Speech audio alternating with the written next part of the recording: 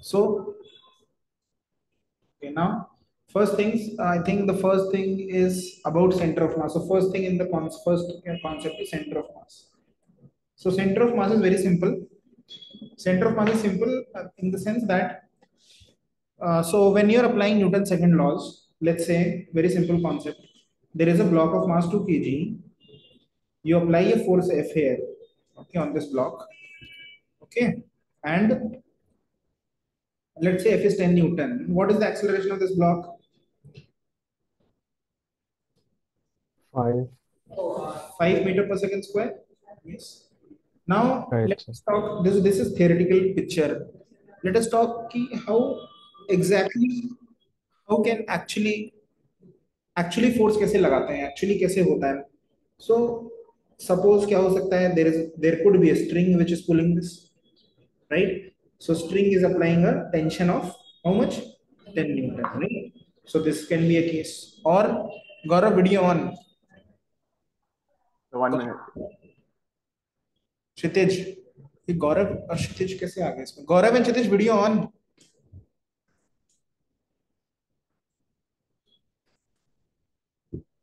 So I had to join the chem class. I joined this by mistake. क्षितिज, पहले तो video on करके बात करो. कौन सा क्षितिज हो तुम? 12th के क्षितिज हो? 12th, yeah.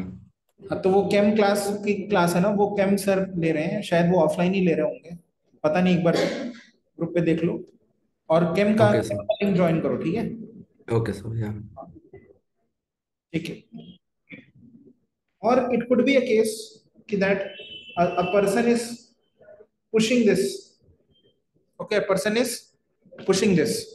So if you think about in both of these cases, or it could also be that the earth was pulling this system, right?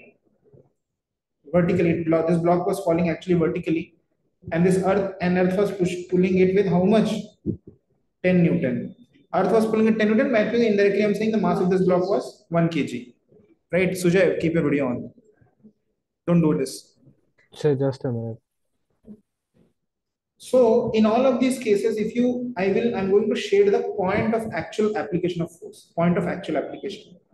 In the case of first, this point is the actual application of force. Yes or no? That point, right? Understood? In the case of two, somewhere here and somewhere here, he's holding it by hand. So somewhere in this region, right? So there is not just one point also, it could be extended, right? Where do you think in the case of gravity, where is the force acting? Center. That means if I just took this much part, would you still say that it is center? See, तुम्हारा block is this big, right?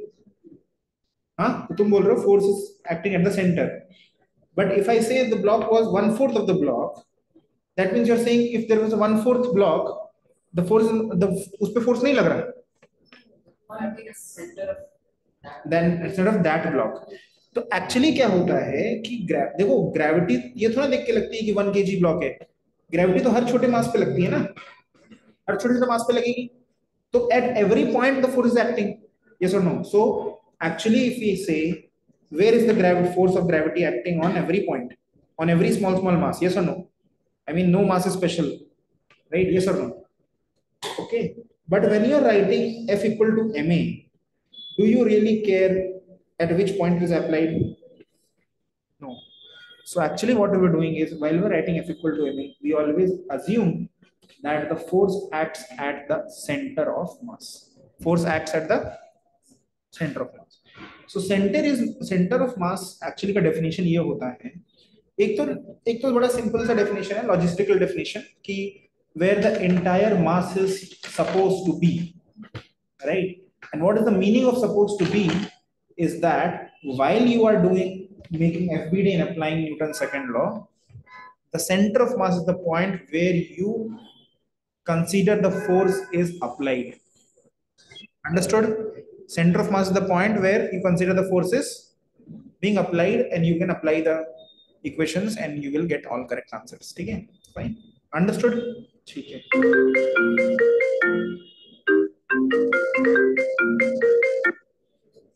It's where all the mass is concentrated.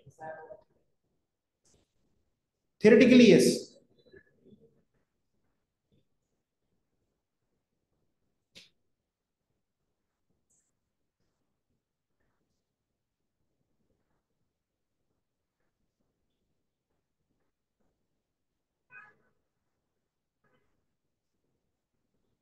Okay.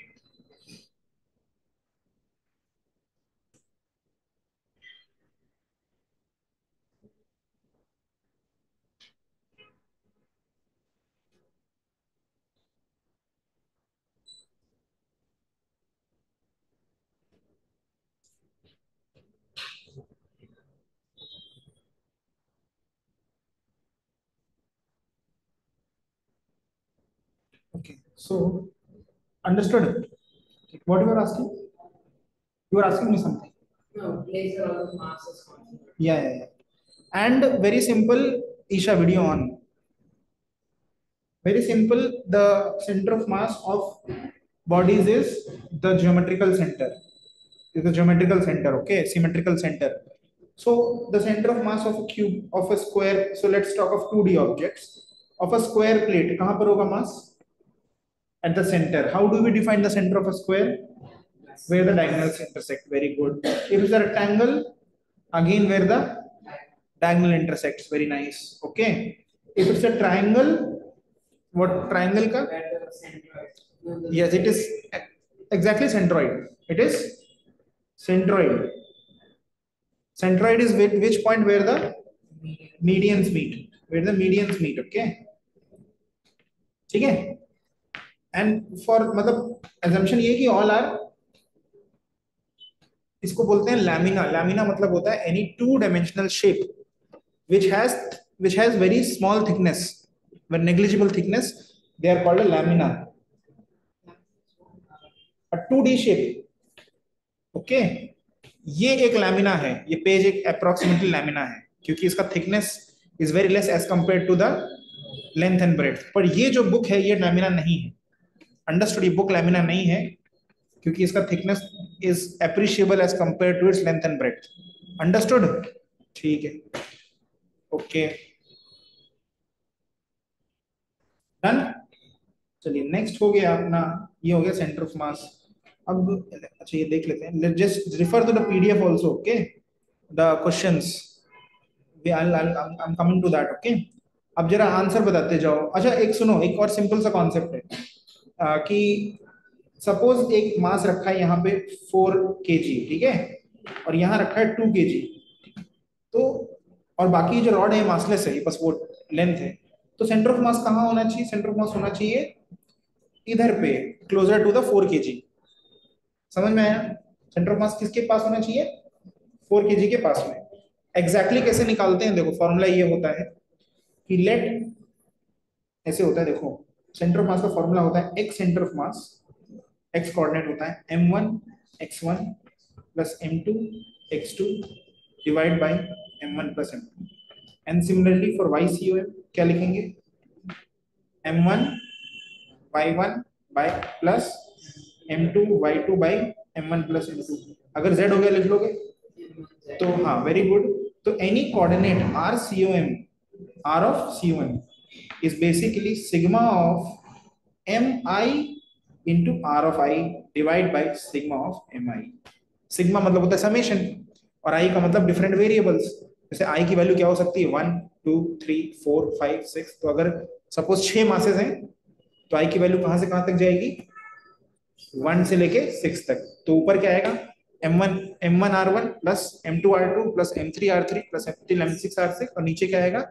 m1 plus m2 plus m3 m6. समझ में आ गया ये? ठीक है. Okay, हो गया ना ये?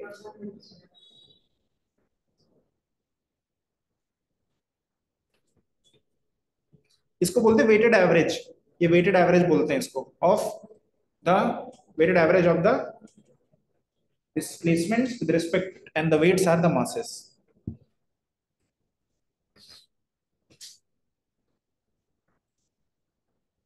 ठीक है.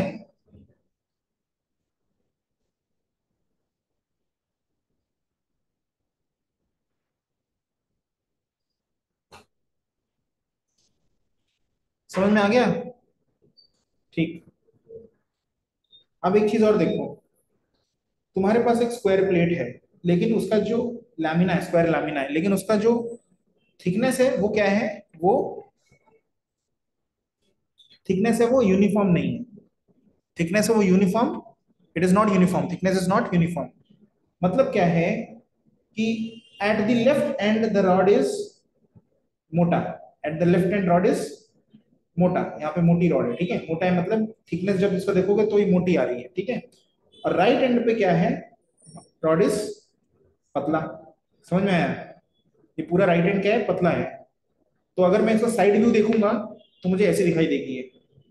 समझ में आ रहा है? यहां से देखूंगा तो ऐसे, समझ में आ गया ये? अब मुझे बताओ कि अगर ये ज्योमेट्रिकल सेंटर है तो क्या सेंटर ऑफ मास इसका ज्योमेट्रिकल सेंटर पे है, कि या उसे लेफ्ट में है उसे राइट में है? Towards the left. जोर से बोलो। Towards the left. हाँ, towards the left of geometrical, यहाँ पे आएगा, यस और नो? समझ में आ गया? और ये भी समझो, ये भी बात को कि क्योंकि y में कुछ चेंज नहीं हो रहा, तो ये y में यहीं पे रहेगा, मतलब इसी लाइन पे रहेगा, मिड पॉइंट पे ही रहेगा। समझ में आ गया? अंडरस्टूड? एकदम समझ में आ रहा है? सेंटर ऑफ मास का कॉन्सेप्ट समझ में आ रहा है क्या ना? ठीक है। अब क्वेश्चन एक बार जरा सेल्फ टेस्ट वन को कर लीजिए, सेल्फ टेस्ट वन को अपने आप फटाफट कर लीजिए और आंसर नोटबुक में लिख लीजिए।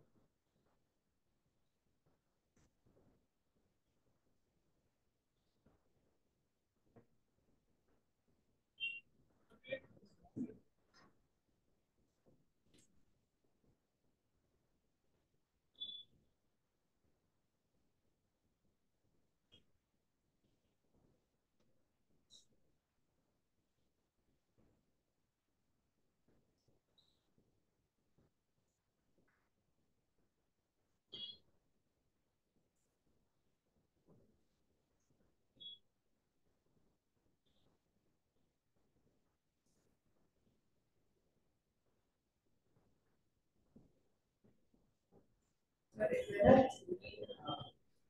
objects where you have calculated center of mass. Sorry, There are three objects for the center of mass. G1, M1 x1 plus M2 x2 plus M3. 3x3 by m1 plus m2 plus m3। One का answer आ गया ना? क्या है? Bangle, yes. Second का answer C, 300 origin पे, 540 पे, 470 पे, 2000 plus 2800, 4800, 4800 divided by 549, 4800 divide by 1.2, हाँ 40 आएगा, correct.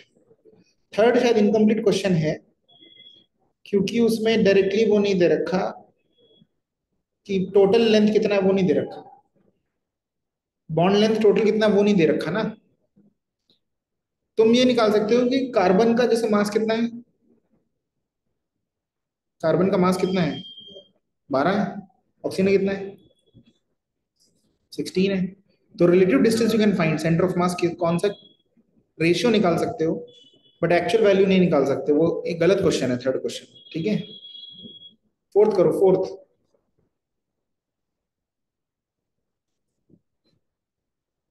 Centre of mass of a body is, कहाँ कहाँ, मे लाई विद इन और आउटसाइड, क्योंकि ए गलत है, always lie at the geometrical centre गलत है, ओके।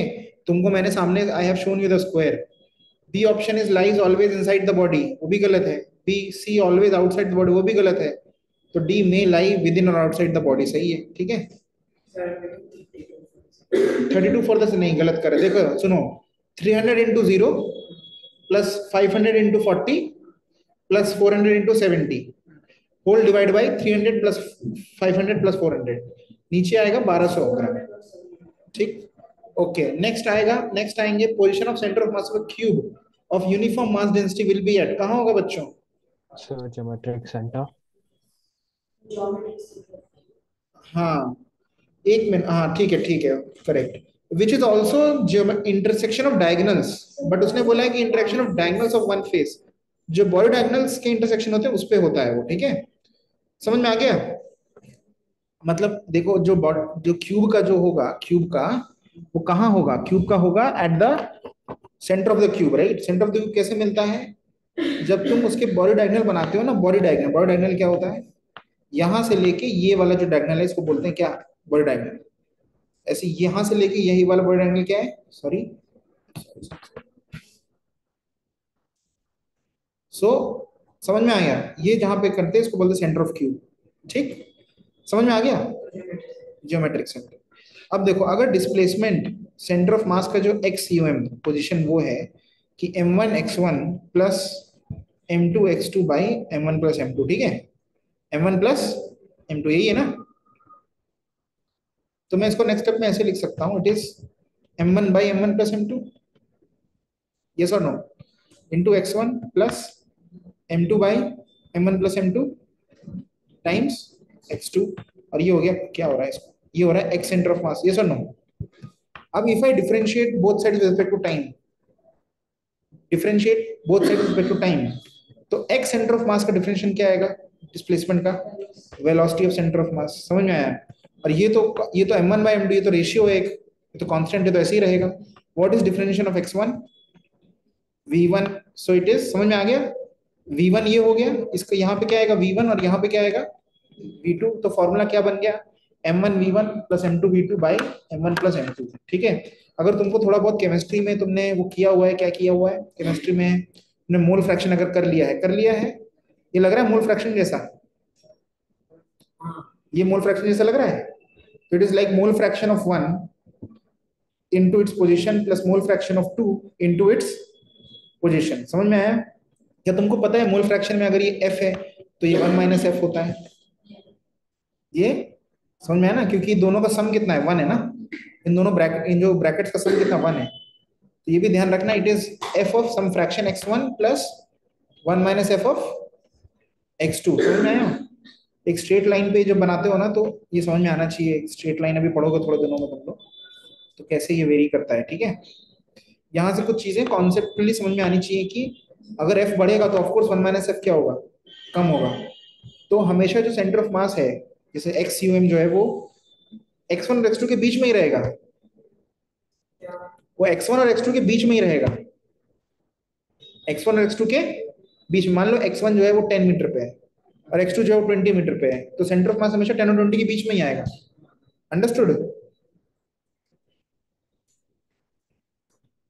ठीक है, और similarly acceleration of centre of मास कितना होगा? वही होगा m1a1। ये कुछ तो हो रहा है इसको, it is m1a1 plus m2a2 by m1 + m2। समझ में आ गया ये कॉन्सेप्ट? चलिए, इतना समझ में आ गया। सेल्फ सेल्फ टेस्ट 2 कर लीजिए, सेल्फ टेस्ट 2।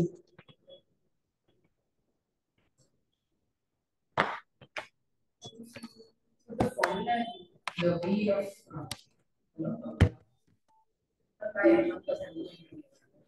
यस, मतलब बेसिकली इट इज x1 की जगह m1 डाल दो बस। वो जो ऊपर ब्लू कलर का फॉर्मूला लिखा है ना, ये वाला, ये वाला, इसमें x1 की जगह v1, x2 की जगह v2, वही चीज है। ठीक है,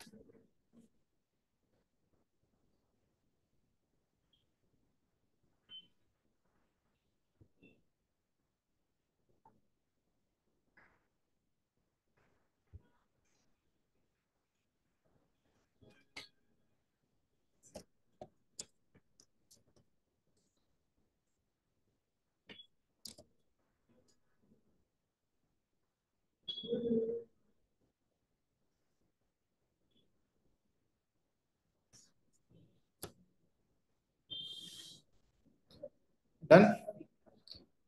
चेक कर लेते हैं। चलो चेक करते हैं। Self test two velocity of centre the total. अच्छा हाँ, ये भी बताया नहीं तुमको। तुम लोग टू थ्री थ्री बता दो। थ्री का ए आ गया। थ्री का आ गया ना सबको? है, हेलो है। हाँ। थ्री आ गया ना? थ्री। ठीक। फोर्थ।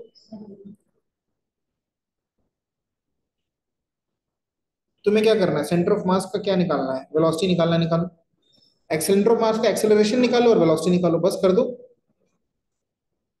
दोनों का एक्सेलरेशन भी दे रखा है, दोनों का वेलोसिटी भी दे रखा है। जल्दी से बताओ, what is the velocity of centre of mass? We are doing question number 4। क्या?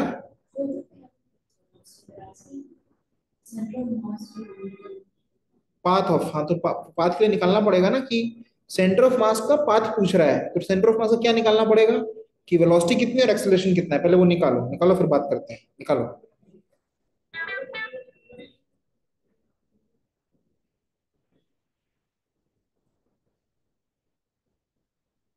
So velocity you get I cap plus J cap. Okay, 1 second. Okay, I am writing.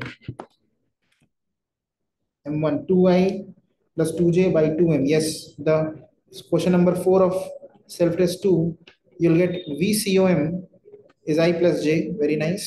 And acom, करो करो जल्दी यार, मास मास बराबर है ना, तो mm ले लो। m1 v1 plus m2 v2 by m1 plus m2। So 3 by 2 I cap plus J cap. ये 3/2 i plus j, ये। Yes, sir.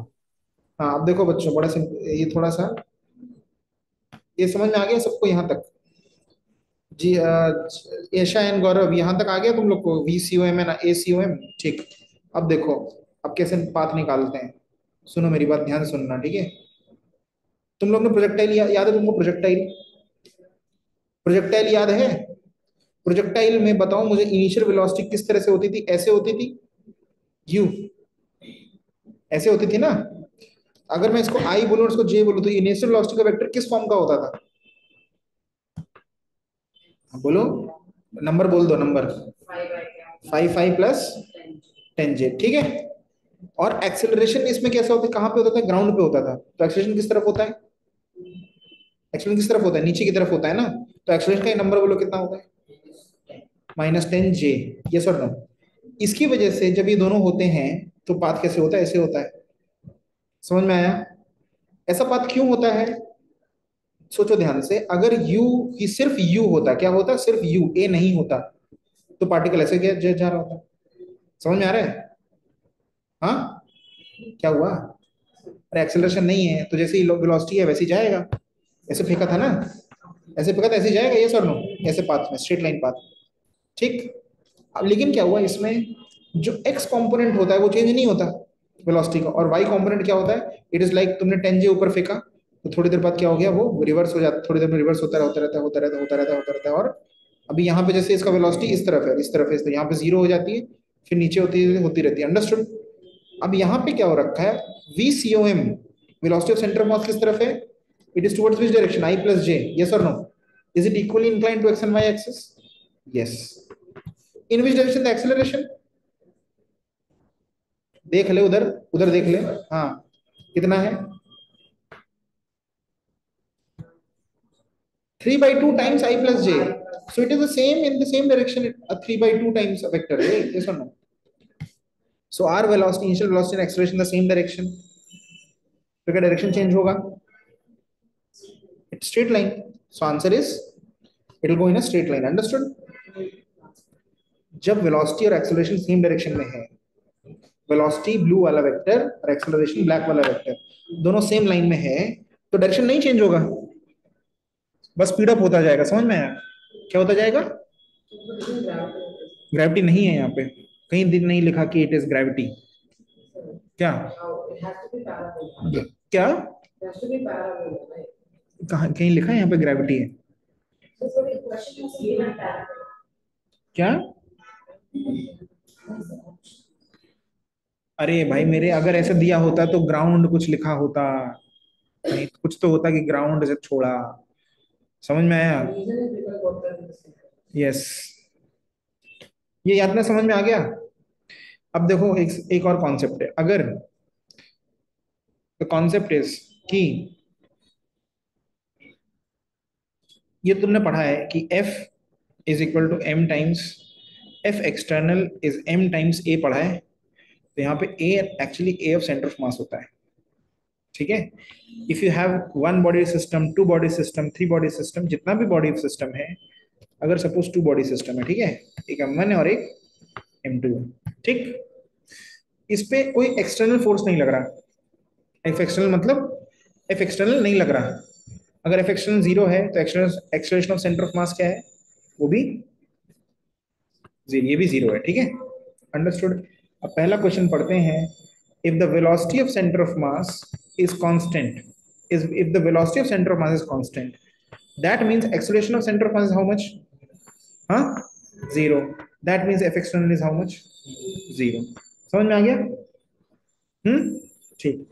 सेकंड क्वेश्चन ये होता है, देखो अभी ये इंपॉर्टेंट चीज है, सपोज एक पैराबोला की बात करते हैं, ठीक है, पैराबोला ऐसे होता है और ऐसे जाता है, यस और नो, ठीक। अब मान लो पॉइंट 2 पे एक मास था जो ऐसे जा रहा था, ठीक है, it was going like this, इस मास पे क्या एक्सटर्नल फोर्स है, यस वेरी गुड, किसका है, ग्रेविटी का है, वेरी गुड, तो F एक्सटर्नल की डायरेक्शन में ही एक एक्सटर्नल हो सकता है, जिस डायरेक्शन में F एक्सटर्नल लगा उसी डायरेक्शन में एक एक्सेलरेशन होगा, समझ में आ गया, ठीक, वेरी गुड, ओके। अब क्या होता है, क्वेश्चन सुनो, क्वेश्चन इंटरेस्टिंग, क्वेश्चन नंबर 2, एक शेल है, एक ये ना बॉम्ब है एक्चुअली, एक शेल है, ये एक शेल जो फेंका था और पॉइंट नंबर X पे ये फूट गया, ठीक है, समझ में आ गया, अब बोल रहा है कि फूटने के बाद इसका एक मास M1 ऐसे जाएगा, एक मास M2 ऐसे जाएगा, एक M3 ऐसे मान लो ऐसे जा रहा है, ठीक है, समझ में आ गया।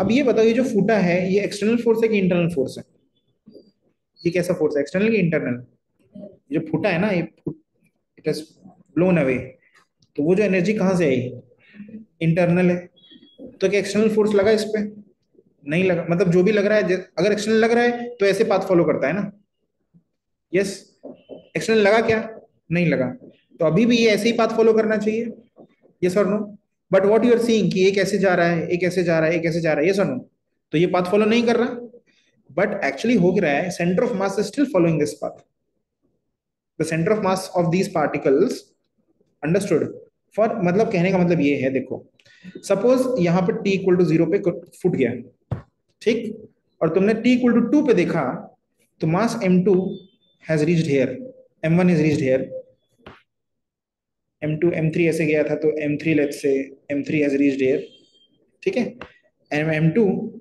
हैज रीच्ड दिस पॉइंट, ठीक, समझ में आया।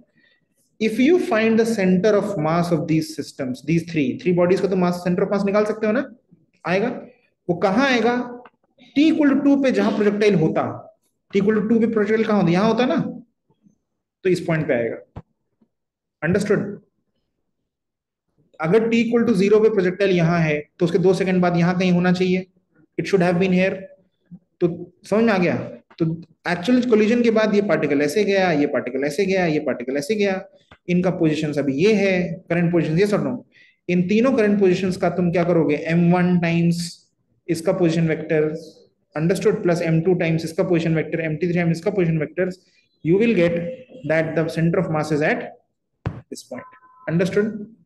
सो देयरफॉर t इक्वल टू 2 पे सेंटर ऑफ मास इधर है, t इक्वल टू 3 पे इधर है, t इक्वल टू 4 पे इधर है, ये पार्टिकल्स कहीं भी हो। Understood? Therefore their center of mass still follows what path? Original parabolic path. Understood?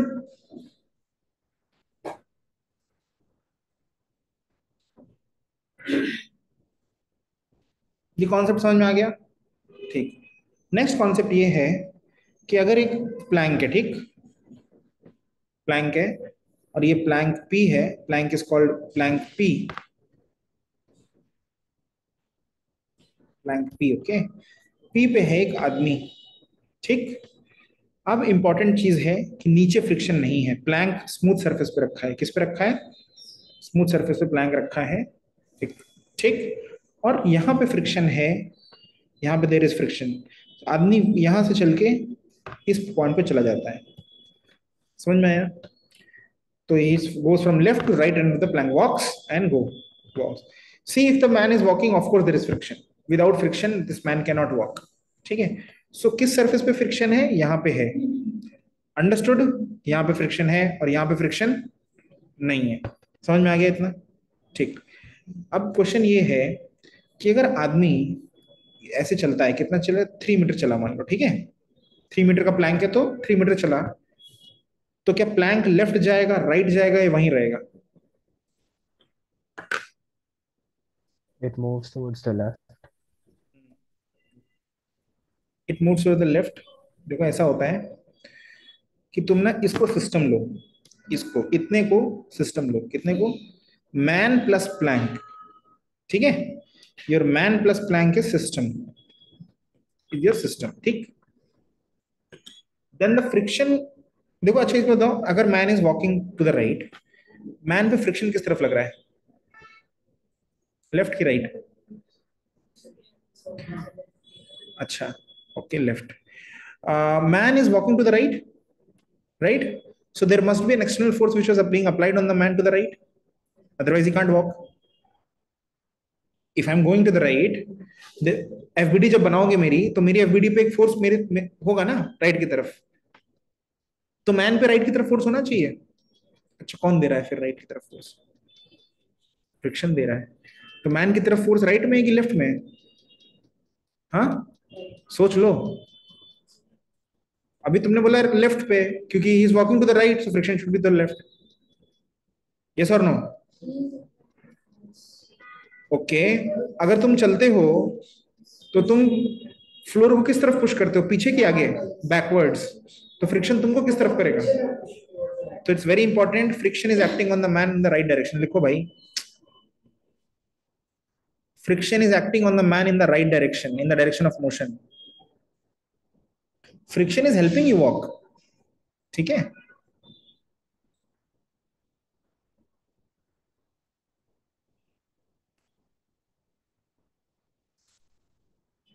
समझ में? And therefore friction on the plank is in which direction?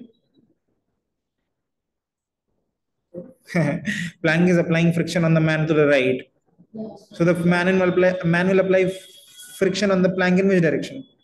To the left. Yes.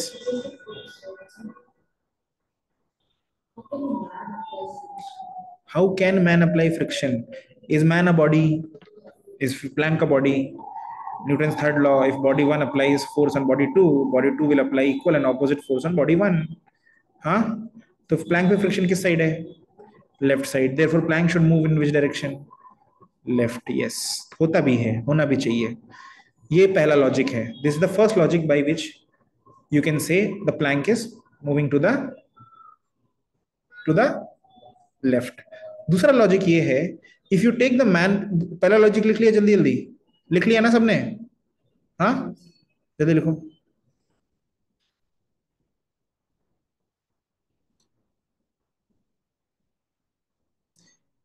ये लिखो, if we take m plus p as the system, if we take m plus p as a system, then the friction becomes internal force to this system. It is not an external force. M plus p as the system, then the friction becomes internal force. वो f external नहीं होता, external में नहीं है वो. So is there any f external acting in the x direction? No. F external in x is equal to 0. लिखो, f external in x is to be 0. If external in x is 0, then what is 0? Acceleration किसका किसका किसका? So very good. Center of mass का acceleration 0 है. Yes or no? Center of mass का acceleration क्या होना चाहिए? 0 होना चाहिए. इसका मतलब velocity of center of mass change नहीं होना चाहिए. Velocity, इसका मतलब velocity of center of mass क्या होना चाहिए? ये सब x में बात कर रहे हैं हम, ठीक है? x डायरेक्शन में कांस्टेंट होना चाहिए, सर नो? कांस्टेंट होना चाहिए, यस और नो? इसका मतलब शुरू में बताओ मुझे, शुरू में जब स्टार्ट किया था मैंने, तो वेलोसिटी ऑफ सेंटर ऑफ मास कितना था? 0. सब दोनों रेस्ट पे हैं तो 0 है ना. m1 into 0 plus m2 into 0 is 0. ठीक. इसका मतलब कि velocity of centre of mass constant है और वो 0 भी है. 0 का मतलब क्या है? कि पूरे टाइम 0 होनी चाहिए. पूरे time velocity of centre of मास क्या होनी चाहिए? 0 होनी चाहिए. यस और नो? अरे अभी देखो, इतना लॉजिक से आए हम. f external is 0, a external is 0, velocity of centre of mass constant. हमने बोला शुरू में कांस्टेंट मतलब हमेशा सेम होना चाहिए. ठीक. शुरू में से वेलोसिटी ऑफ सेंटर ऑफ मास कितना था जब चलना स्टार्ट किया था? आदमी भी 0 है, प्लैंक भी 0 पे है, तो कितना है वेलोसिटी? 0 है. तो यानी कि वो जो कांस्टेंट का वैल्यू वो कितना है? 0. तो every time the velocity of centre of mass is 0. तो this implies that VCOM every time, ये important, every time is equal to 0. समझ में आया? एवरी टाइम 0 है. अब देखो इंटरमीडिएट वैल्यू पे देखो, कहीं पे मैन यहाँ पे होगा, ये यहां से यहां गया है, तो कहीं तो ऐसा होगा जिसमें इस तरफ इसकी वेलोसिटी होगी. कभी तो ऐसा इंस्टेंट हुआ होगा ना. यस. इसका मतलब उस टाइम पे प्लैंक की भी वेलोसिटी होनी चाहिए. होनी चाहिए कि नहीं होनी चाहिए? हाँ, ताकि सेंटर ऑफ मास का वेलोसिटी कितना है? 0 है. इसका मतलब plank is moving to the left. पक्का समझ में आ गया? हाँ, क्योंकि अगर तुम ऐसा बोलते हो कि मैन का वेलोसिटी है और प्लैंक का वेलोसिटी नहीं है, प्लैंक का वेलोसिटी नहीं है, जब तुम m1 करोगे और v करोगे प्लस मास ऑफ प्लैंक करोगे तो 0 करोगे. Divide by m1 plus m2. अभी देखो 0 आएगा क्या? नहीं, 0 नहीं आएगा. It is non 0. अंडरस्टूड? समझ में आ गया यहां तक? Therefore plank should move to the left. एक चीज और है, वेलोसिटी 0 है. अगर वेलोसिटी 0 है तो सेंटर ऑफ मास मूव होना चाहिए क्या? नहीं होना चाहिए ना. सेंटर ऑफ मास मूव नहीं होना चाहिए. लेकिन एक ऑब्जेक्ट तो मूव हो गया 3 मीटर राइट साइड, इसका मतलब दूसरा भी लेफ्ट में मूव होना चाहिए, so that the centre of mass remains at the same place. समझ में आ गया? हाँ,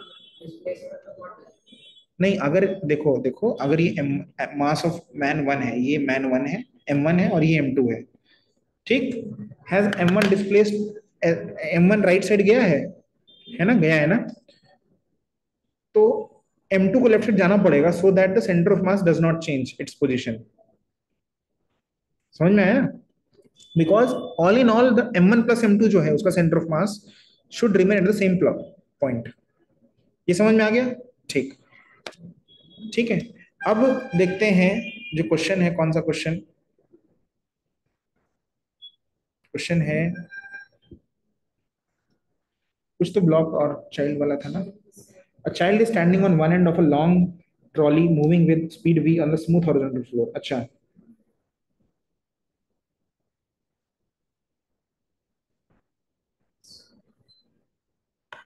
इसका आंसर v है क्या? फिफ्थ का देखो, बुक खोलो, बुक खोल के देखो, d है क्या? Sir, should it be V? v ना? Yeah. हाँ, v होना चाहिए ना.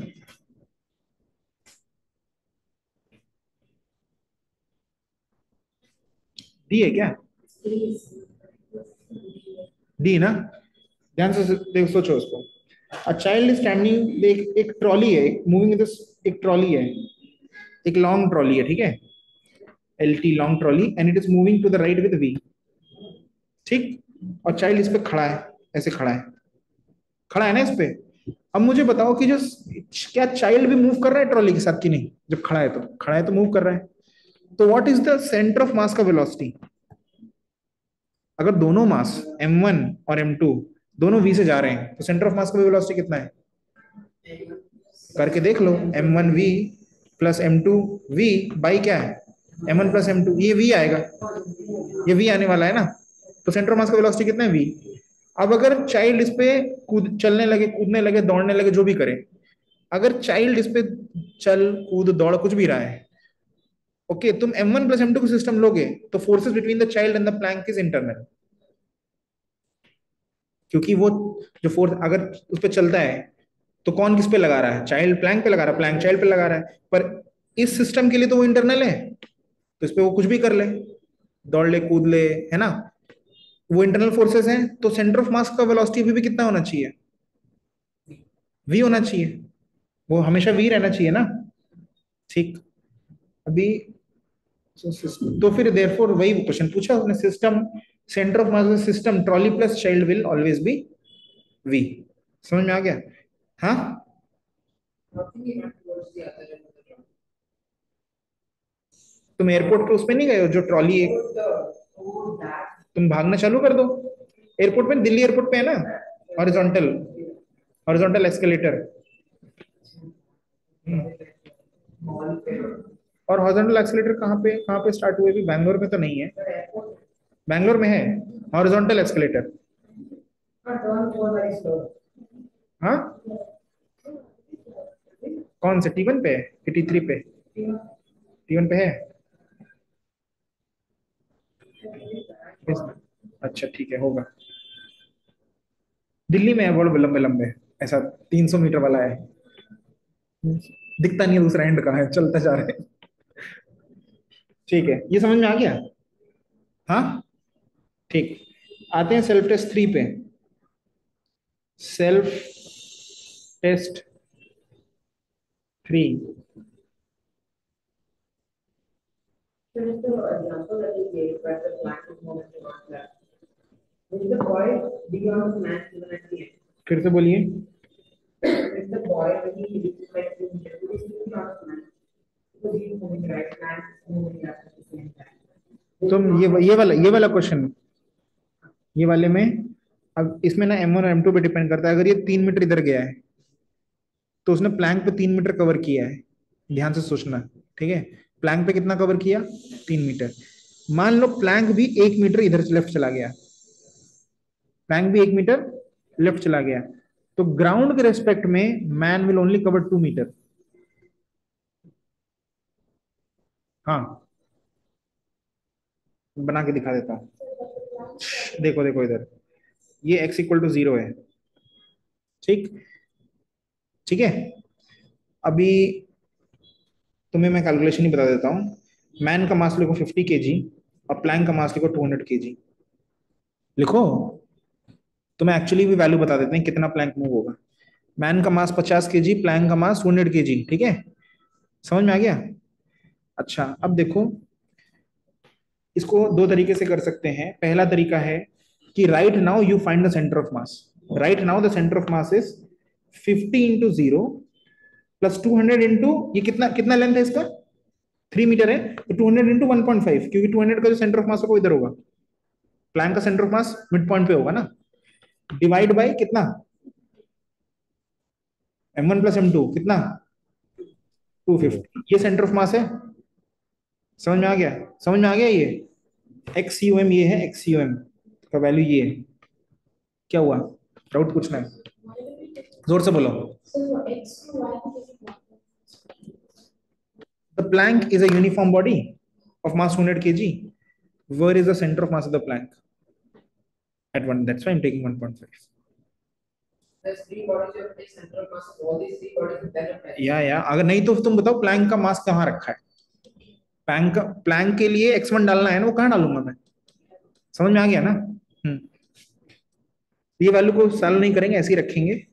अब हम बोलेंगे कि जो आदमी है, हम बोलेंगे let plank move by x, let plank move by, अच्छा ये तो पक्का पता है लेफ्ट में मूव कर रहा है, इसमें डाउट नहीं है। प्लैंक एक्स मूव हो गया, ठीक, समझ में आ गया।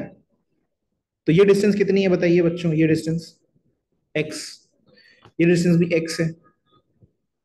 आदमी कहाँ पहुंच गया है, यहां पहुंच गया आदमी। तो आदमी कितना चल गया है, 3 - x, यस और नो। अभी हम बोलेंगे अभी सेंटर ऑफ मास कितना है, अब अभी राइट नाउ कितना है, कितना है देखो बताओ। अभी आदमी किधर है, कितना दूर पे है, 3 - x पे है, प्लस प्लैंक का जो रेड पॉइंट था, रेड पॉइंट है ना, वो पहले कितने पे था, 1.5 पे, अभी कितने पे है वो, 1.5 - x, वेरी गुड। सो 200 इंटू 1.5 - x, यस और नो, डिवाइड बाई 250।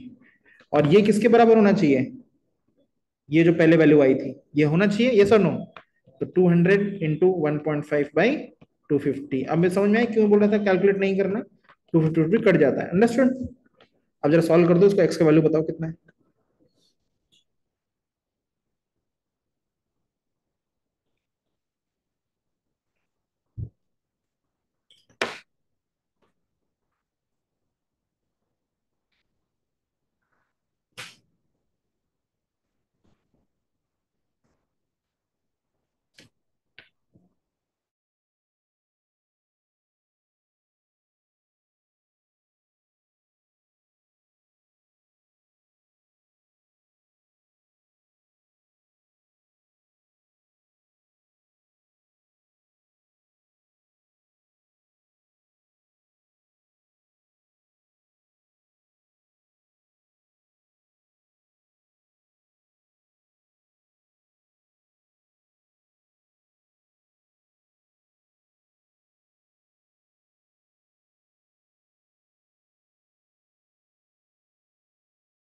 कितना आ रहा है एक्स, So 3/5. 3/5, 0.8, नहीं 3/5 कितना होता है, ठीक से कैलकुलेट करो। Okay. यू आर गेटिंग कितना, 5/8, कितना बोला तुमने, 3/5।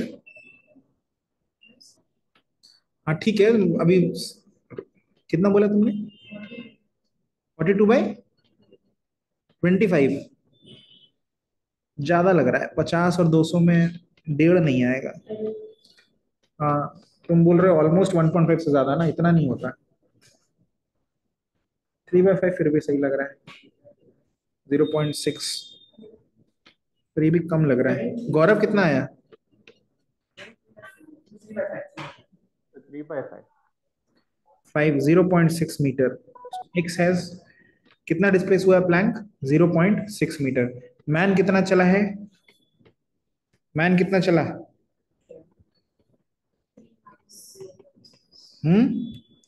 इसके दो आंसर हैं। मैन कितना चला विद रिस्पेक्ट टू ग्राउंड, कितना चला, 3 - 0.6 विच इज 2.4। मैन कितना चला विद रिस्पेक्ट टू प्लैंक, 3, ये भी लिख लो दोनों आंसर। मैन कितना चला with respect to ground, 2.4 metre, with respect to plank 3 metre. जल्दी करो जल्दी। मैन कितना चला with respect to plank, ethical paper, ओहो, trees are not cut, they are first cared for and then cut.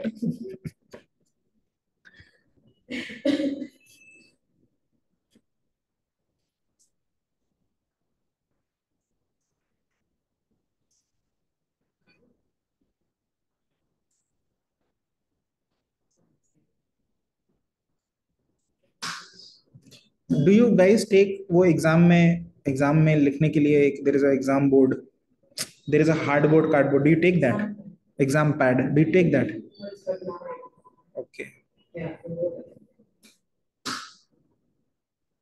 Why don't you take that,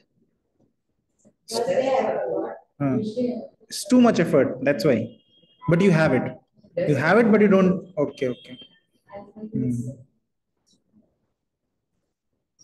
During my times only the few kids could bring it, it was a thing of, नहीं, nowadays you have it at home and you're not bringing it, These days, it was like Trimax. Only few could afford it. Only few could afford it. Hmm. Hmm.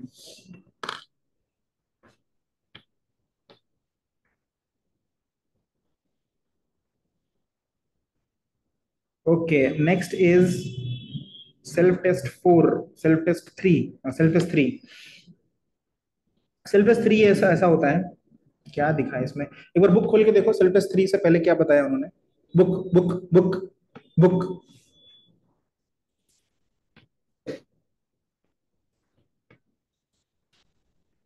I feel there not enough questions of self test 3, मतलब I mean self test 3 में दो ही question है। क्या बोला है? Linear momentum बस। कहीं पे आई ओमेगा लिखा है क्या उसमें? आई ओमेगा, आई एंड डब्ल्यू लिखा है क्या? नहीं लिखा, बस एम और वी लिखा है बस। हाँ हाँ हाँ, ठीक है, ठीक ठीक ठीक। चलिए सेल्फ टेस्ट 3 तो कुछ पता नहीं क्या है उसमें, बेकार कुछ लिखा हुआ है। सेल्फ टेस्ट 4 पे आते हैं। Self test 4 is cross product. Have I taught you cross product? हाँ, आज तक नहीं बताया? बताया है ब्रो। देखा, झूठ ऐसे बोलती है ना, ऐसे झूठ बोलती है ना, पिनोकियो जैसा एकदम नाक बड़ी गिरी। Mod A mod B sine theta N cap cross cos theta. हाँ ठीक है, ये समझ में आ गया, ये है। और देखो, ठीक है, समझ में आ गया। देयरफॉर ए क्रॉस बी का जो मॉड होता है वो होता है mod A mod B sine theta, ये होता है मॉड। ठीक है, कर लिया, मतलब मॉड लोगे तो एन कैप चला जाता है। ठीक, चलो पहला क्वेश्चन करो जल्दी से, और सेकंड भी करो, करो करो जल्दी। क्या? सेल्फ टेस्ट 4 पहला क्वेश्चन, दूसरा क्वेश्चन, चौथा क्वेश्चन और पांचवा क्वेश्चन। पांचवा भी नहीं करता।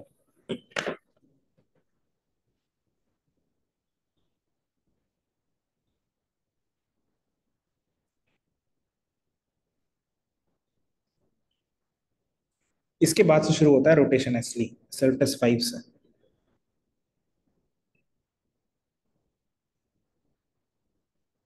Self test 5।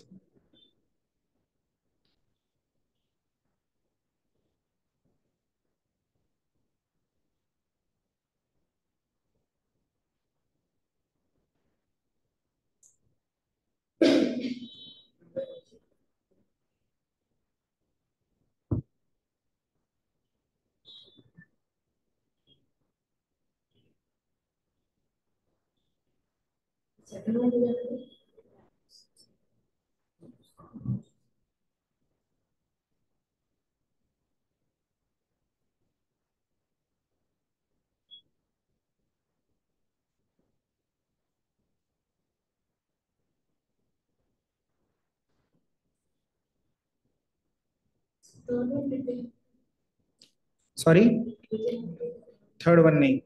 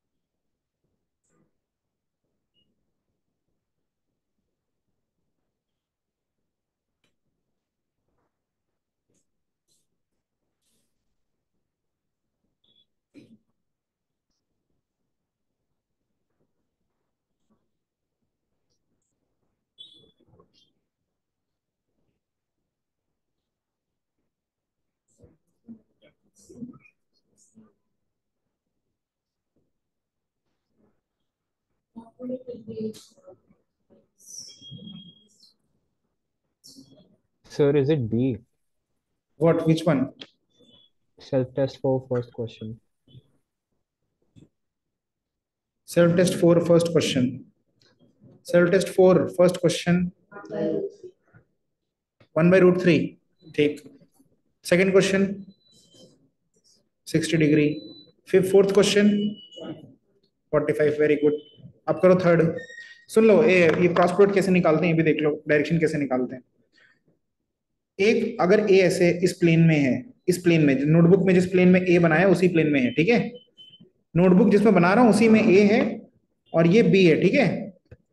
Then your A cross B will be coming out of the plane. I can't draw it in the same figure because it is coming out of the plane. The A cross B will be coming out of the plane and B cross A will be going into the plane. How to find right hand, idiot? Right hand. Dot means that it is going there. No, and out. If I shoot an arrow at you, yeah, you will see coming out. And if you see feathers, that means its arrow is going away. तो in, okay. So A cross B का ये direction है। कैसे निकालते हैं? Right hand करते हैं cross. किसको किसको नहीं आता बता दो। क्रॉस करना किसको नहीं आता? जोर जोर से जल्दी बोलो। तुमको नहीं आता? और ऑनलाइन आता है क्रॉस करना? नहीं आता? ऐसा क्रॉस करना नहीं आता? ठीक है, 2 पेन ले लो, 2 पेन, 3 पेन ले लो, 3 पेन जल्दी से। 3 पेन ले लो, 3 पेन यहां से उठा लो, यहां बहुत पड़ा हुआ है। 3 पेन जल्दी उठाओ, ठीक है।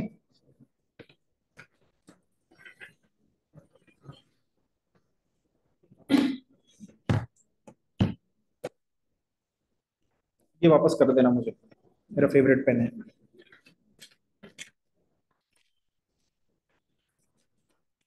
ये लो, मेरी सास ने दिया है। ठीक। हाँ, अभी 1 2 3 में से 2 उठाओ, पहले भी 2 रखो साइड साथ में, एक नीचे रख दो। एक को नीचे रख दो, गया वो गधे। एक काम नहीं होता ढंग से।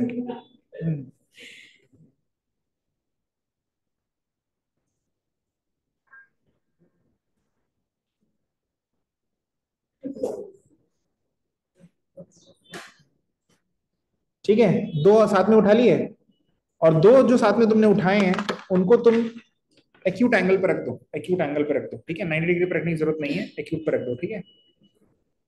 दोनों का नाम दे दो, पहले एक को ए नाम दे दो, एक को बी नाम दे दो, ए और बी, ठीक है।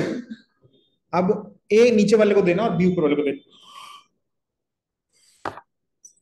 ये बी, ठीक। अब हाथ खोलो और अपना हाथ को राइट हैंड ही, लेफ्ट हैंड नहीं, ठीक, राइट हैंड। किसी का राइट हैंड नहीं, सबके राइट हैंड नहीं ना।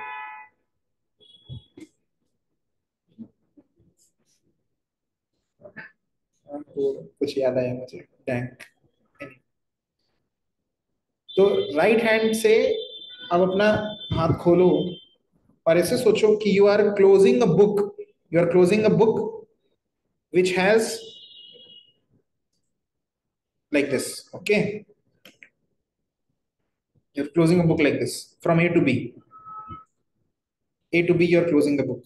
A and B vectors you can't change, you can't, उनको मत चेंज करो, हाथ अपना बस घुमाओ, हाथ घुमाओ ऐसे, हाँ ऐसे घुमाओ, ऐसे, यस करेक्ट, वेरी गुड। ऐसे मुट्ठी को बंद करो, ठीक है, ऐसे बंद करो, okay. A to B, in my case it is from white chalk to the green chalk, okay? White chalk to green chalk ऐसे आएगा। तो जिस तरफ तुम्हारा थंब होगा उस डायरेक्शन में क्या होगा? ए क्रॉस बी होगा, ठीक है। समझ में आ गया? जिस डायरेक्शन में थंब होगा उस डायरेक्शन में ए क्रॉस बी होगा। अब तुम जो फिगर डायग्राम में मैंने बनाया है क्या, और अब दूसरा सेम रुको, बी क्रॉस ए भी करो, बी क्रॉस ए करो, बी क्रॉस ए, यस। तुम देखो A B cross A will be उल्टा ऑफ ए क्रॉस बी, आ रहा है कि नहीं? उल्टा डायरेक्शन जाएगा B cross A cross B, ऐसा, yes correct, now that doing, yes B cross A is, एक पहले ए क्रॉस बी दिखाओ कैसे कर रहे हैं, करेक्ट। किस तरफ आ रहा है? तुम्हारी तरफ आ रहा है, ठीक। अब बी क्रॉस ए करो, बी क्रॉस ए में स्टार्ट बी की तरफ करना है और घूमना, घूम के ए की तरफ आना है। नहीं नहीं, आप ट्यूस नहीं घूम सकते, आप एक्यूट ही घूमना है। हाथ चोट टेढ़ा करो, हाथ उधर ले जाओ, देखो उसको कॉपी करो। समझ में आ गया? तो समझ में आ गया। अब इस डायग्राम में देखो जो मैंने बनाया है इन द बोर्ड, ए और बी, ए क्रॉस बी बाहर की तरफ आएगा, आएगा, करके देख लो, बाहर की तरफ आएगा और बी क्रॉस ए अंदर की तरफ जाएगा। ठीक,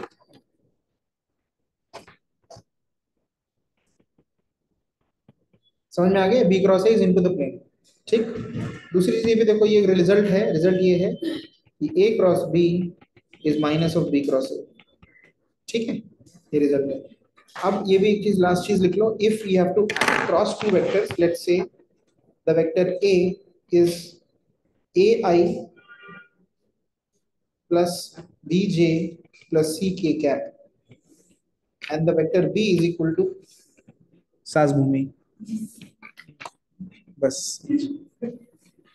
b is equal to li plus mj plus nk cap। ठीक है, अंडरस्टूड। अब ए क्रॉस बी कैसे करते हैं? क्या आपको डिटरमिनेंट खोलना आता है? नहीं आता तो लिख लो आई जे के, then you write the first vector, you write this determinant, so this is a determinant with the first row being ijk, then you write the first vector coordinates abc, then write the second vector lmn. The order has to be followed. If you're doing a cross b, then the second row is a and the third row is b. If you're doing b cross a, then the second row is b and the third row is a. First row तो almost IJ के लिए preserved है, ठीक है, उसको change नहीं कर सकते। समझ में आ गया? अब कैसे खोलते हैं, खोलते कैसे? इसका आंसर ये होता है कि आप पहले आई को उठाएंगे, आई को उठाएंगे, ठीक है, और इसको बोलते हैं आई की रो। क्या ये आई की रो, और ये क्या है आई का कॉलम, इसको छुपा देंगे तो बाकी क्या आएगा, ये आएगा। तो B N minus M C cross, क्रिस क्रॉस करेंगे, क्या करेंगे, B N minus M C और फिर यहाँ लिखेंगे आई। ठीक, समझ में आ गया? उसके नीचे फिर क्या करेंगे, जे, जे के नंबर आएगा, आई के बाद किसका नंबर आता है, जे का, जे का कॉलम छुपा देंगे, जे की रो छुपा देंगे, तो क्या आएगा, A N minus C L आएगा। रुको रुको, जे और A N minus C L, very good, Presha को याद है। फिर आएंगे के पे, के का छुपाएंगे कॉलम और रो, तो क्या है, A M minus B L आएगा, A M minus B L आएगा, और फिर कर देंगे प्लस माइनस प्लस, ऐड कर देंगे, ऐड सब्ट्रैक्ट ऐड, ठीक है, ऑल्टरनेट प्लस माइनस प्लस। समझ में आ गया? हो गया, understood?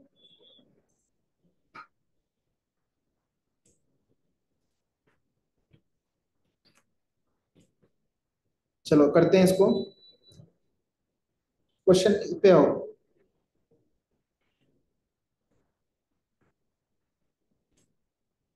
Omega vector, omega are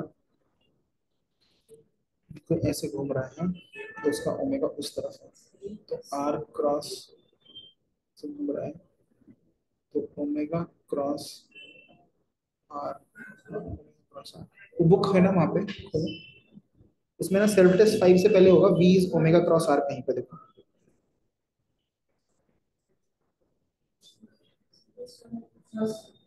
self test 5 से जस्ट पहले, मतलब सेल्फ टेस्ट 4 के बाद थ्योरी में होगा कहीं v is omega cross R ऐसे लिखा होगा।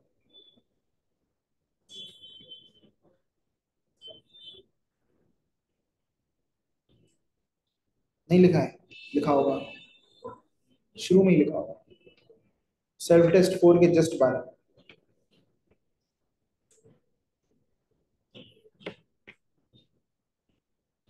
लिखा है ना ओमेगा क्रॉस आर। ठीक है, देखो इधर, सपोज ये है एक्स एक्सिस और ये है वाई एक्सिस, नहीं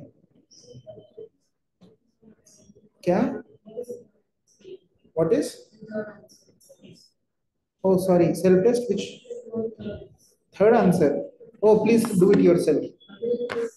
vector A B says that a dot b is 0, अगर a dot b 0 है मतलब a और b क्या है, परपेंडिकुलर, वेरी गुड, और a dot c 0 है मतलब a और c भी 90 डिग्री, यानी b एंड c क्या है, जरूरी है 180 डिग्री। क्या ऐसा हो सकता है कि b और c सेम लाइन में हो, या तो उल्टे हैं b और c, एक मिनट, नहीं नहीं ऐसा भी हो सकता है बी और सी परपेंडिकुलर हो, कि ए जो है एक्स एक्सिस है, बी वाई एक्सिस है और सी जेड है, ये भी तो हो सकता है कि नहीं? समझ में आया? तो बी और सी सेम लाइन में भी हो सकते हैं, बी और सी उल्टे भी हो सकते हैं, और बी और सी क्या हो सकते हैं? परपेंडिकुलर। बेसिकली हमें ये पता चला है कि बी परपेंडिकुलर है ए के, और सी भी परपेंडिकुलर किसके है? ए के है। दोनों परपेंडिकुलर हैं ए के। तुम इसका 3D में डायग्राम सोचो कैसा होगा, कैसे होंगे ए बी सी। ये नहीं बोला कि बी और सी आपस में परपेंडिकुलर, ये नहीं बोला, ये नहीं बोला है बेटा। क्या बोला है? सिर्फ B is perpendicular to A and B is perpendicular to C. 3D में डायग्राम सोचो कैसा होगा ये। 3 केसेस क्यों भाई? भाई बी और सी के बीच में एंगल कितना है बताओ, कितना है? Only these 3 cases, only 180, 0 and 90। हाँ, हो सकता है ऐसा, 60 नहीं हो सकता क्या? अरे डी, पहले बताओ एंगल कितना है बी और सी के बीच में?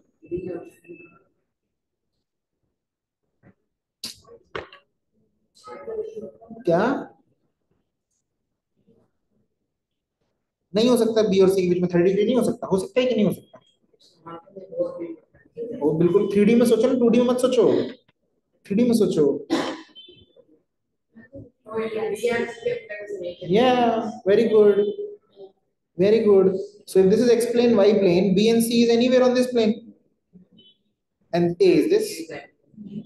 तो B और C के बीच में कुछ भी एंगल हो सकता है, 5 डिग्री भी हो सकता है, 10 डिग्री भी हो सकता है, 30 डिग्री भी हो सकता है, 0 भी हो सकता है, 180 भी हो सकता है, हो सकता है। आप देखो इधर, B और C को क्रॉस करोगे तो किधर आएगा?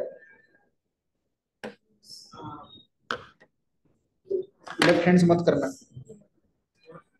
ए आएगा, ए या माइनस ए आएगा ना। समझ में आ गया? तो देखो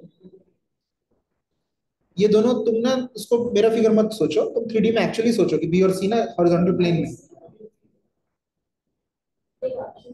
तुम 3D में सोचो, मेरा डायग्राम मत देखो। बी और सी एक हॉरिजॉन्टल प्लेन में है। हॉरिजॉन्टल प्लेन मतलब तुम्हारे टेबल का प्लेन। अब क्रॉस करो बी और सी।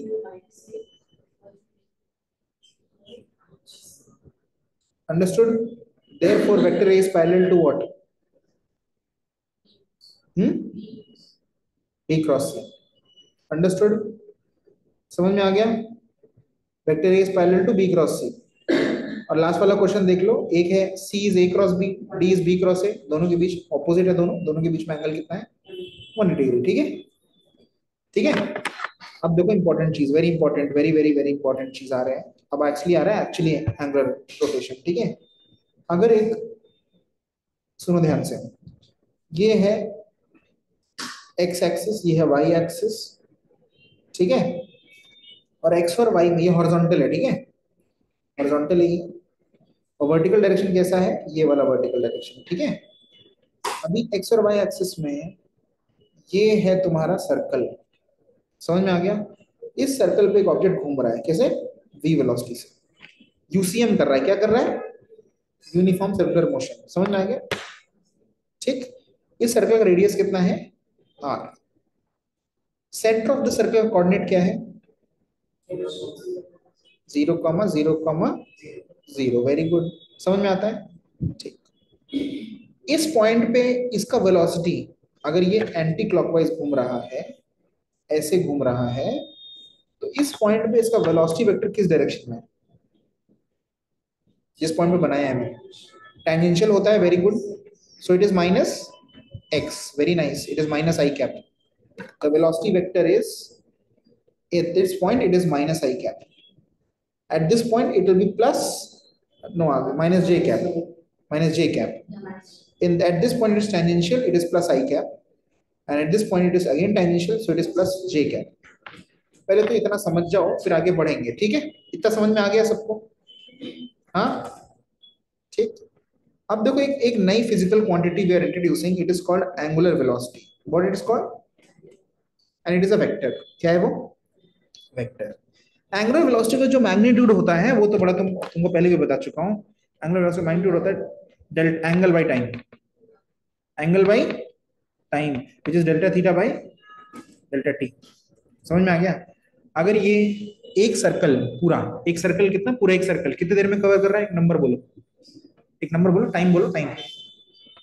फुल सर्कल इन, अगर 5 सेकेंड बोला नव्या ने, तो इसका ओमेगा होगा, फुल सर्कल कितना एंगल होता है? 2 पाई डिवाइड बाय 5। समझ में आ गया? 2 पाई का यूनिट क्या है? Very good, radian. और नीचे क्या है? सेकेंड। तो ओमेगा का यूनिट कितना हुआ? रेडियन पर सेकेंड। तो ओमेगा का वैल्यू तो बड़ा इजी है, ओमेगा का वैल्यू बड़ा इजी है निकालना। ओमेगा का वेक्टर निकालना ट्रिकी है। ओमेगा वेक्टर निकालने के लिए क्या करते हैं? सुनाई दे रहा है सबको ऑनलाइन? जिस डायरेक्शन में घूम रहा है, जिस डायरेक्शन में पार्टिकल घूम रहा है, उस डायरेक्शन में अपने हाथों को कर्ल कर लो, ऐसे कर्ल कर लो। राइट हैंड को ही करना, लेफ्ट को नहीं करना। राइट हैंड को कर्ल किया जिस डायरेक्शन में घूम रहा है, तो जिस डायरेक्शन में थंब जा रहा है वो डायरेक्शन है, वो डायरेक्शन है ओमेगा का, एंगुलर वेलोसिटी का। तो इस डायरेक्शन में क्या है वो, इस पार्टिकल के लिए क्या है? जेड के कैप। तो इसका जो ओमेगा है वो है, पूरा ओमेगा इज 2 पाई बाय 5 के cap. This very surprising. Surprising इसलिए है क्योंकि पार्टिकल किस डायरेक्शन में, किस प्लेन में घूम रहा है? एक्स एंड वाई में, लेकिन उसका वेक्टर किस फॉर्म में है? के। पर तुम थोड़ा और सोचोगे तो सरप्राइज नहीं लगेगा, क्योंकि क्रॉस प्रोडक्ट है। क्रॉस वेलोस ओमेगा जो है, देखो किसी को, अगर तुम्हें किसी ऐसे आदमी को, किसी को ये इंफॉर्मेशन कन्वे करनी है कि ये पार्टिकल एक्स वाई प्लेन में घूम रहा है, किस प्लेन में? एक्स वाई प्लेन में, तो तुम ये भी तो बोल सकते हो कि तो एक्स वाई प्लेन का वेक्टर क्या होता है? ये इंपॉर्टेंट चीज है। किसी को बताना है कि एक्स वाई प्लेन है, तो ऐसे नहीं बोलते एक्स वाई प्लेन, उसको बोलते हैं द प्लेन इज के कैप। समझ में आया? एक्स वाई प्लेन का नाम होता है के कैप प्लेन। मतलब प्लेन का जो डायरेक्शन होता है वो उसके नॉर्मल से देते हैं। समझ में आया? अगर मुझे एक्स वाई प्लेन बताना है किसी को, तो मैं बोलूंगा द प्लेन इज के कैप। अगर मुझे वाई जेड प्लेन बताना है, वाई जेड, तो कौन सा प्लेन बोलूंगा? आई कैप। Very good. अगर एक्स जेड प्लेन बताना है तो कौन सा प्लेन होगा? जे कैप। सो प्लेन के परपेंडिकुलर से उसका डायरेक्शन, और तुमको अभी इंट्यूटिव भी लग रहा होगा, प्लेन चेंज हुआ तो उसका नॉर्मल भी चेंज हो जाएगा, यस और नो? है ना? प्लेन चेंज करोगे तो उसका नॉर्मल भी चेंज हो रहा है ना? तो प्लेन का डायरेक्शन किससे देते हैं? उसके परपेंडिकुलर वेक्टर, जिसको नॉर्मल भी बोलते हैं, ठीक है? तो इसका ओमेगा किस डायरेक्शन में है? के कैप। और दूसरा है कि इससे भी पता चल जाता है कि ये क्लॉकवाइज है कि एंटी क्लॉकवाइज है। देखो, अगर जैसे तुमने के कैप बोल दिया, ठीक है, तो ये ऐसे घूमने लगा, ऐसे ऐसे घूम रहा है, यस और नो? मतलब जैसे ऐसे घूम रहा है, यस और नो? है ना? अगर तुम माइनस के कैप बोलते तो कैसे घूमता? क्लॉकवाइज। क्योंकि क्लॉकवाइज और एंटी क्लॉकवाइज बोलना भी अपने आप में कंफ्यूजिंग है। जैसे पार्टिकल ऐसे घूम रहा है, ये वाला पार्टिकल ऐसे घूम रहा है, यस और नो? अब ऊपर से देखोगे तो ये कैसा है? कैसा है ये ऊपर से देखने पे? एंटी क्लॉकवाइज है। ऊपर से देखने पे कैसा है? एसी के है। और नीचे से देखने पे कितना है? नीचे से क्लॉकवाइज। तो when you say anti clockwise and clockwise, you have to give extra instruction कि this is anti clockwise as viewed from the plus Z axis. तो कितना लंबा इंस्ट्रक्शन है, यस और no? It is anti clockwise as viewed from the plus Z axis. तो कितना लंबा instruction है ना? इसकी जगह क्या बोल दिया? It is just plus K cap. जैसे इतना बोला कि omega is just plus K cap, तुमको समझ में आ गया कि it is rotating in which plane? X Y plane. And you also understood कि as viewed from the plus Z it is anti clockwise. समझ में आ गया? So this is concise, compact, contains full information. Understood? ये very very important है, omega का direction. समझ में आ गया ये? अब ये जो मेरी घड़ी, ये पंखा है, किस तरफ चल घूम रहा है? कैसे घूम रहा है? ऐसे घूम रहा है। इसका ओमेगा बताओ किस डायरेक्शन में? राइट हैंड किस डायरेक्शन में है? नीचे है, नीचे की तरफ है। It is vertically up to down, yes और नो? समझ में आ गया? Very good.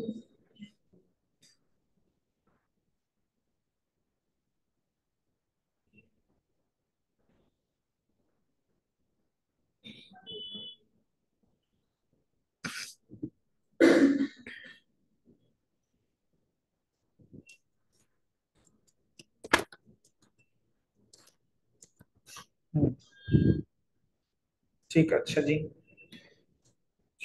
ओके, ये हो गया।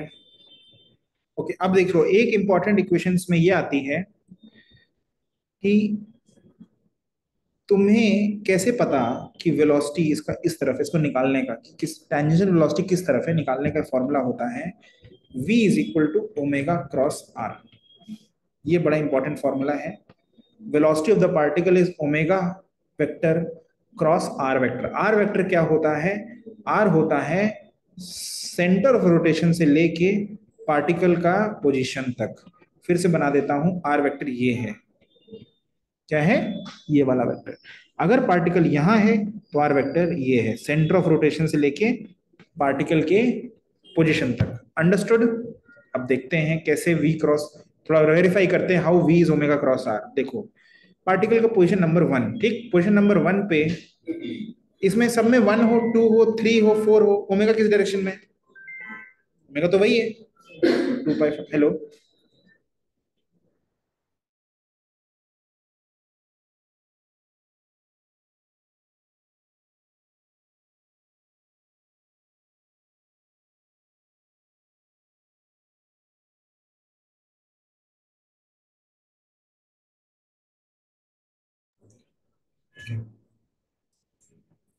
या so omega is 2 pi 5 k cap.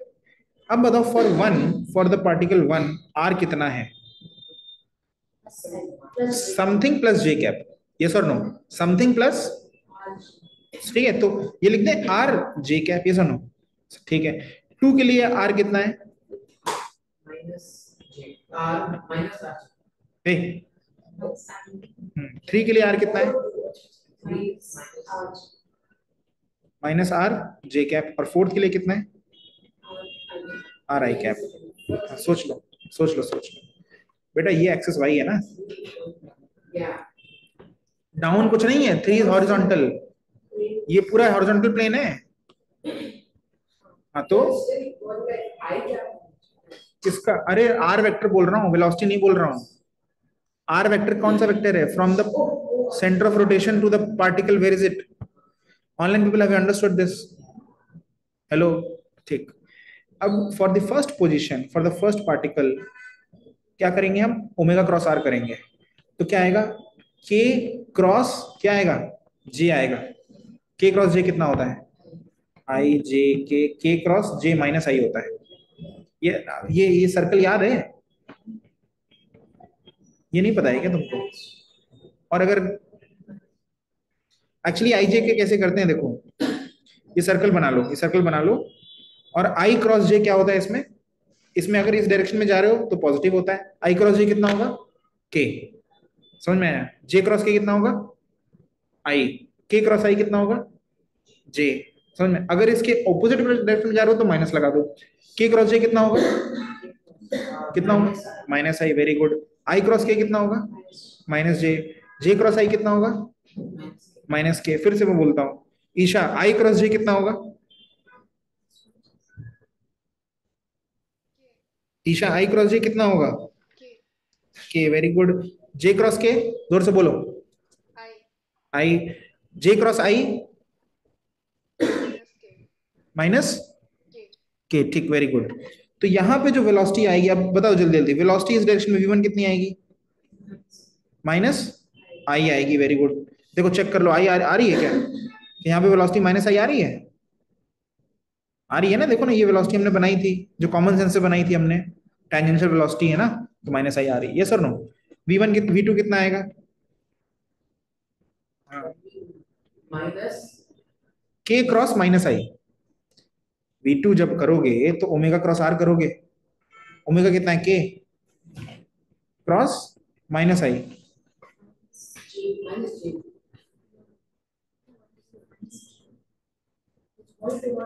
Do K cross minus I कितना होता है? के क्रॉस आई कितना होता है? जे। तो के क्रॉस आई कितना, माइनस आई कितना होगा? माइनस जे। तो इसका आंसर आएगा माइनस जे। और दिख भी रहा है यहाँ पे 2 पे it is towards minus J. Understood? ठीक है, समझ में आ गया? ठीक, ये हो गया। अब सेल्फ टेस्ट खोलो, कौन सा? नेक्स्ट वाला सेल्फ टेस्ट। हाँ, इसे ऐसे जैसे मैं ले रहा हूँ। मेरा ले लेना ये। एक अपने पैड से ज्वाइन करना, मैं तेरे को वो बना देता हूँ होस्ट।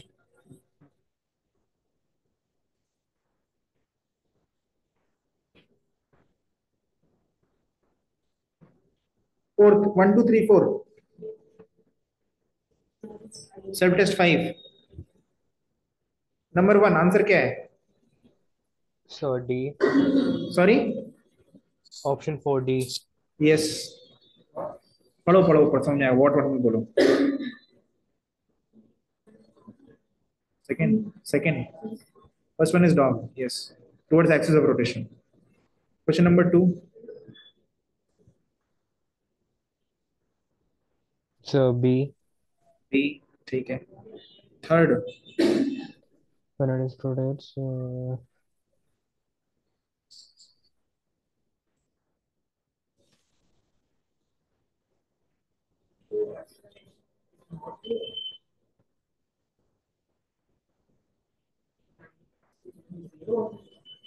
क्या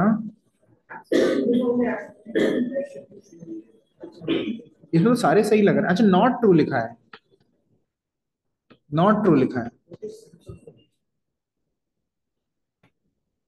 the angular action is non zero and remains, हाँ डी रंग गलत है। so D. Okay. यहाँ नॉट ट्रू लिखा है पहले तो, ठीक है। दूसरा, sense of rotation remain same, yes. Sense clockwise anti clockwise.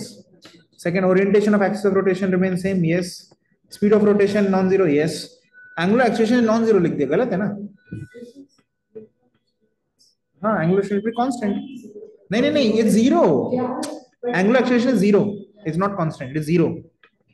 if omega is constant then angular acceleration is zero, ठीक है। फोर्थ कर लो अपने आप, फोर्थ तो वही है ना, कैसे ओमेगा क्रॉस आर चाहिए ना, तो क्या करेंगे, आई जे के।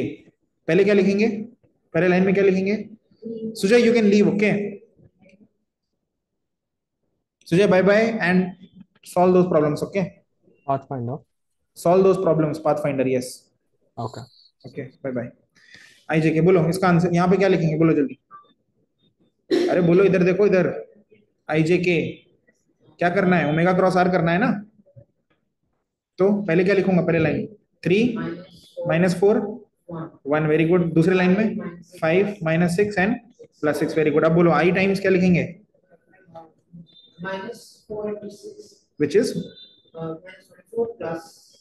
या minus of -6 which is +6, very good. J के आगे क्या लिखेंगे, वेरी गुड। और के आगे, वेरी गुड। और फिर आगे plus minus, plus minus plus, कितना आएगा ये, -18 आई कैप, -13 जे कैप, +6 के कैप, सही है।